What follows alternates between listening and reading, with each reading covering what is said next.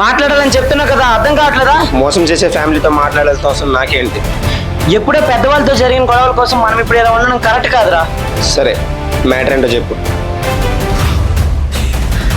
1,00,000 రూపాయలు నా దగ్గర ఇంకా చాలా అమౌంట్ ఉంది, కావాలంటే చెప్పు, ఇస్తా. నీ హెల్ప్ నాకేం అవసరం లేదు. ఈ 1,00,000 రూపాయలతో ఏం చేయొచ్చో, అమ్మకి ఎంత యూజ్ అవుతుందో నీకు బాగా తెలుసు అనుకుంటా. నీకెంత డబ్బు కావాలన్నా తీసుకో, కానీ నాకు నీ సంతకం కావాలి. చూడు, పంతమో అమ్మ ప్రాణాలు.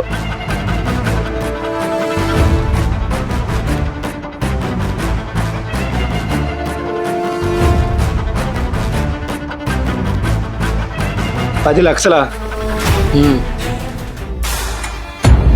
అర్జున్, 2 నిమిషాల్లో వంట అయిపోతుంది. సరే అత్తయ్య. ఇంకో 2 రోజుల్లో ఇంటితో ఉన్న జ్ఞాపకాలన్నీ పోతాయేమో. అదేంట్రా అలా అంటున్నావు?